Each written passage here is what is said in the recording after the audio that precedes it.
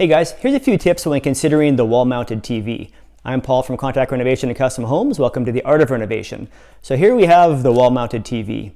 It's convenient, it looks nice and clean, but there's a lot of forethought that has to go into getting it set up so that it's right for you and doesn't become a burden as far as hiding wires later or sitting in a position where it's uncomfortable to your neck. So first thing would be the height of your TV.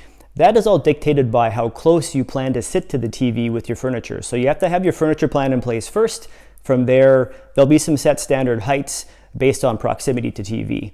Also, if you do plan to have this thing wired to any other components, you should install a Raceway. A Raceway basically is a pipe inside the wall or a channel in which you can run cables behind the drywall and keeps it nice and tidy, out of sight, out of mind.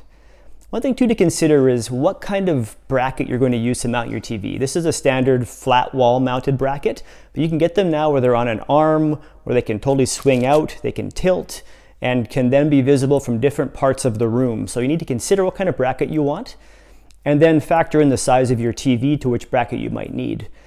Also, backing. You're going to need to do a lot of backing in the wall to help support the TV, especially if it's on a swinging bracket that can rotate outwards.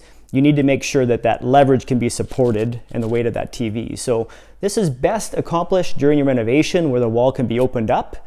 That will give you the best end result, but you have to think about it well in advance. If you have any questions, you can reach out in the comments. I'm Paul from Contact Renovation and Custom Homes. Thanks for tuning in. Have a great day.